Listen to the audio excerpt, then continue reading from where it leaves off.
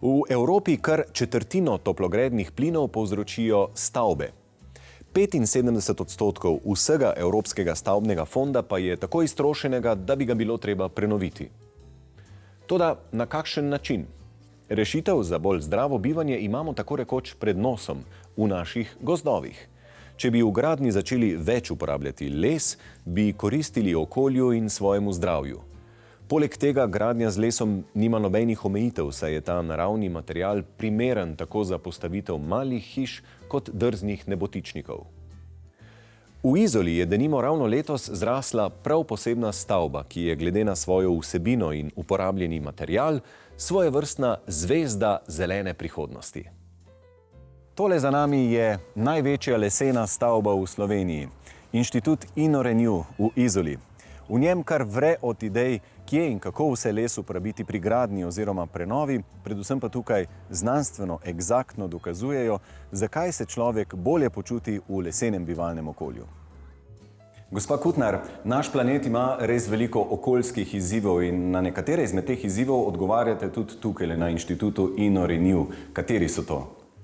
Kot prvo lahko izpostavimo, da grajeno okolje predstavlja 40% vseh emisij, ki jih povzročimo z našimi aktivnostmi. In InnoRenew, kot največja lesena stavba v Sloveniji, demonstrira, kako lahko v bistvu znižamo te okoljske vplive. In predvsem seveda z rabo lesa, ki v času svoje uporabe skladišči CO2. In želimo si, da tudi s to našo stavbo demonstriramo, da se da, da je možno iz lesa narediti tudi stavbe večjih dimenzij in predvsem stavbe, ki niso samo zelene, ki niso samo okolju prijazne, predvsem so prijazne za ljudi, za nas, za uporabnike, v njih se počutimo dobro, smo bolj produktivni, manj pod stresom, pa tudi manj bolniške na koncu. Če je to največja lesena stavba v Sloveniji, koliko uskladiščenega ogljikovega dioksida je tukaj? Najprej bi odgovorila, koliko lesa imamo v sami stavbi. In sicer je približno 1000 kubičnih metrov. Lahko rečemo, da je zelo poljubno rečeno nekje 1000 ton CO2 skladiščenega v vsakem kubiku. Matematiko pa vsak sam lahko zračuna, koliko ga imamo v sami stavbi. Da vam prihranimo računanje, uskladiščenega je približno 1 milijon ton ogljikovega dioksida. To je toliko, kot ga ustvarimo z 830 tonami komunalnih mešanih odpadkov. Vendar skladiščenje CO2 ni edino poslanstvo Inštituta InnoRenew. V tej hibridni konstrukciji, katere spodnji del je narejen iz betona in jekla, zgornja nadstropja pa samo iz lesa, raziskovalci z celega sveta preučujejo les z vseh možnih vidikov in vplivov na človeka. Na sami stavbi z več kot 8000 kvadratnimi metri površin je nameščenih na desetine senzorjev, ki merijo obnašanje lesa v različnih vremenskih razmerah, njegovo potresno odzivnost ter opravljajo monitoring fasade, s katerim želijo pokazati, na kakšen način ostane lesena fasada bolj trajna.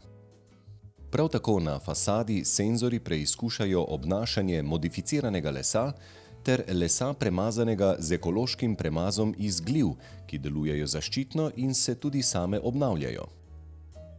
Številna zanimiva odkritja prihajajo iz njihovih laboratorijev, v katerih med drugim preučujejo zgoščen les, ki zaradi postopka stiskanja pod visoko temperaturo postane izredno trden, odporen in lahko nadomešča tudi kovino, keramiko ali kamen. Uporabili so ga kot rešetke na toplotnih konvektorjih.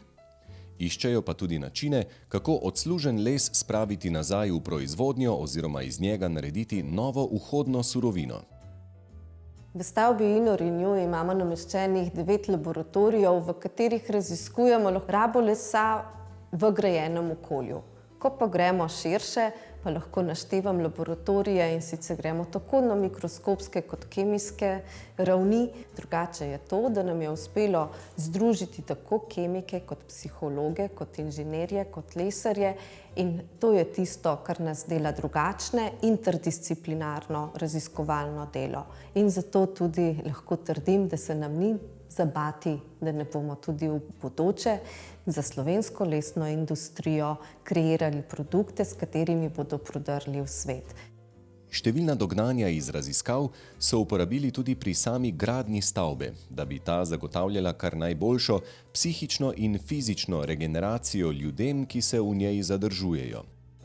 Poleg velike količine uporabljenega lesa so tako poskrbeli za ustrezno prezračevanje, prijetno temperaturo, akustično ugodje, ergonomsko oblikovano pohištvo in prostore, ki motivirajo 70 zaposlenih, da se čim več gibljajo in premikajo.